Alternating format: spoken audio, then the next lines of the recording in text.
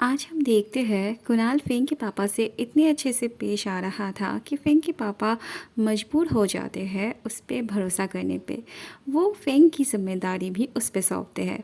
वह जिशान फेंग को कंफर्ट करते करते अपनी ज़िंदगी के दुख दर्द शेयर करने लगता है, जिससे फेंग को एहसास होता है जिशान की ज़िंदगी उससे भी ज़्यादा मुश्किलों से गुजरी थी। अगले दिन फेंग कुणाल के साथ अपने पापा को लेने आती है। रास्ते में जाते जाते फेंग के पापा को पता चलता है फेंग कुणाल के साथ रहती थी। घर आने पे फेंग के पापा कुणाल को उनके रूम में शिफ्ट हो जाने के लिए बोलते हैं, क्योंकि वो फेंग के साथ रहने वाले थे।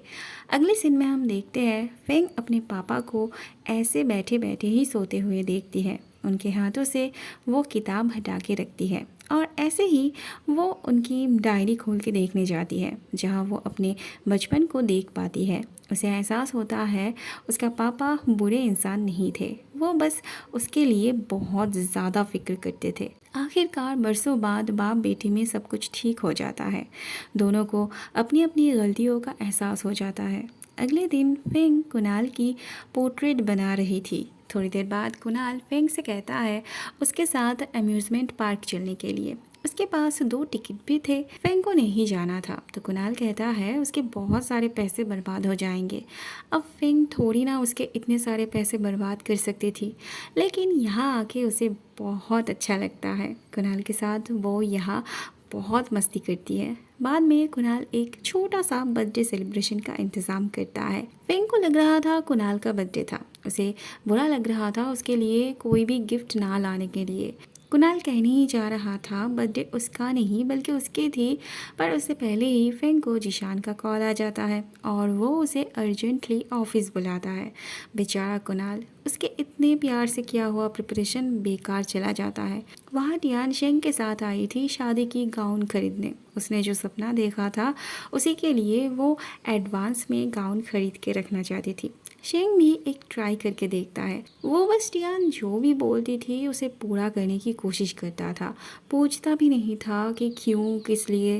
टियान को गाउन में देख उसके दिल में धक धक होने लगती है। वो टियान के साथ फ़ोटो लेना चाहता था, लेकिन टियान तो बस खुद की ही फ़ोटो लेती है।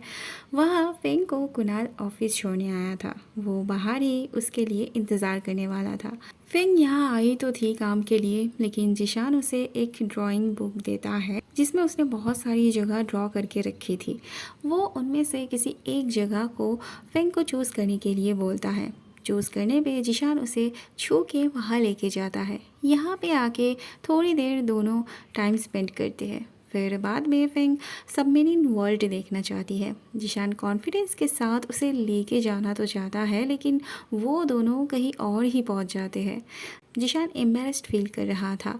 वो यहाँ से जाना चाहता था, लेकिन फेंग कहती है जब यहाँ आ ही चुके हैं तो यहाँ का मज़ा ले लेते हैं। अगले सीन में हम देखते हैं कुणाल घर आता है तो फेंग के पापा फेंग के बारे में पूछते हैं। कुणाल कहता है शायद वो काम में बिज़ी होगी। फेंग के पापा कोई रिस्क नहीं लेना चाहते थे। वो कुणाल के साथ उसे ढूंढने निकल पड़ते हैं।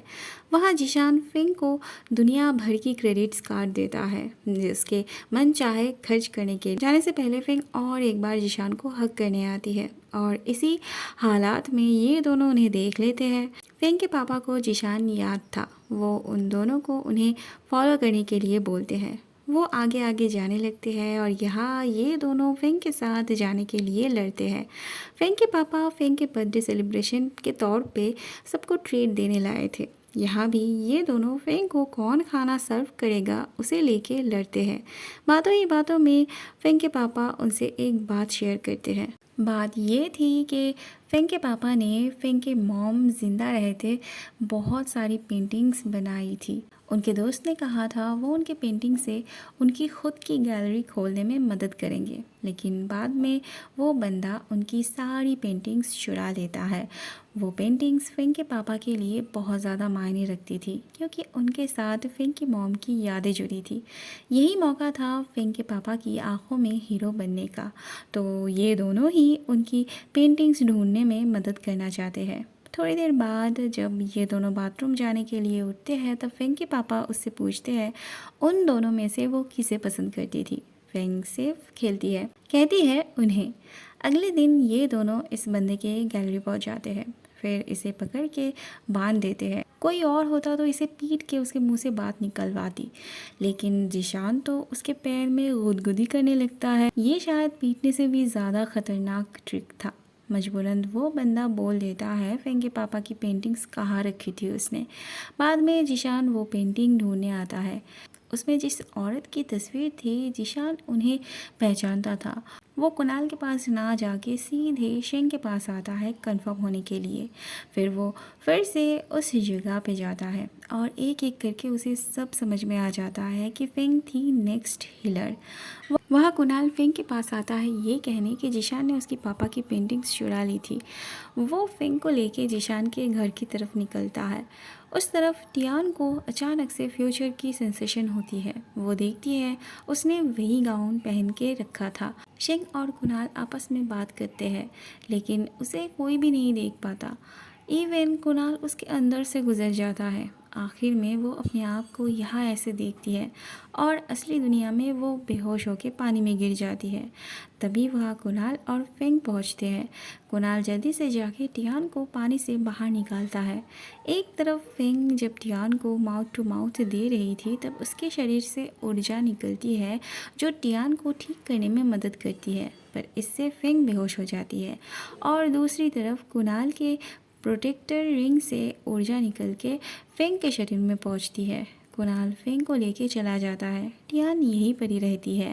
बाद में जिशान आके उसे उठा के ले जाता है। अगली सीन में हम देखते हैं फेंग को होश आते ही वो मौका देख के जिशान को फ़ोन करती है। जिशान जब से जान पाया था फेंग हिलर थी तब से एक अनजाना डर उसके दिल में बैठ गया था।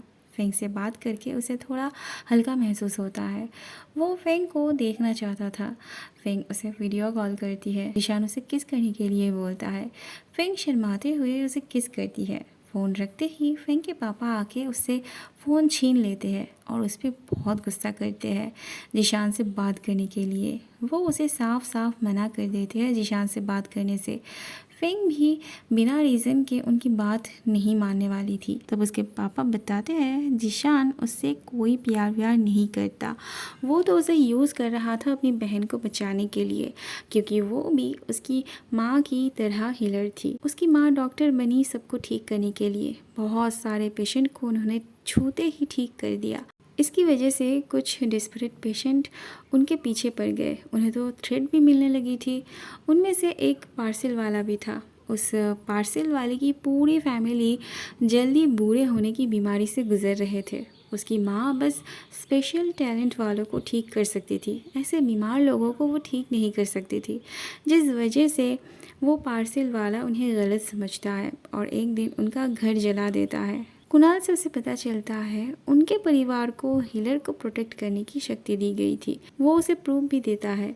कुणाल भी फेंग से कहता है जिशान अब तक उसे यूज़ कर रहा था। फेंग को कुछ समझ नहीं आ रहा था। वो थोड़ी देर अकेली रहना चाहती थी। वहाँ टियान को होश आने पे जिशान से वो अपने फ्यूचर के बारे में सच नहीं बताती कि उसने क्या देखा था। वो बस इतना कहती है कि उसके साथ कुणाल की शादी होने वाली है। असली बात वो अपने मन में ही दबा के रखती है। अगले दिन कुणाल फेंग को देखने आता है। उसे पता चलता है फेंग तब से अपने आप को कमरे में बंद करके रखी थी, कुछ खा पी नहीं रही थी।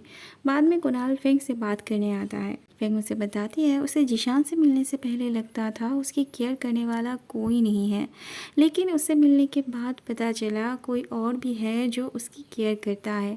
फेंग जिशान से मिलने जाना चाहती है तो कुणाल उसे रोकता है, क्योंकि उसे लगता था जिशान उसे चोट पहुंचा सकता है। लेकिन फेंग जब तक अपने कानों से सुन नहीं लेती, जब तक जिशान से ये कंफर्म नहीं हो जाती, तब तक वो किसी की बातों पे विश्वास नहीं करने वाली थी। उस तरफ जिशान फेंग और उसके रिश्ते के बारे में सोच सोच के बहुत ज़्यादा परेशान हो रहा था। ऐसे में दरवाजे पे फेंग आती है। वो जिशान से पूछती है क्या उसे कुछ एक्सप्लेन नहीं करना है। जिशान को समझ नहीं आ रहा था कि वो कैसे क्या एक्सप्लेन करेगा। फेंग कहती है वो जो भी कहेगा वो विश्वास कर लेगी, पर वो बस इतना बता दे कि वो उसे सच में पसंद तो करता है ना। जिशान के हाँ कहने पे फेंग उसे कस के हक करती है। वो कहती है उसके लिए इतना जानना ही काफ़ी है। जिशान वाज लाइक बस इतना ही, और कुछ जानना नहीं है उसे। जिशान को खांसी होने लगती है तो फेंग उसे डांट डांट के दवाई पिलाती है। दवाई बहुत कड़वी थी तो उसे दूर करने के लिए फेंग उसे छोटा सा किस करती है।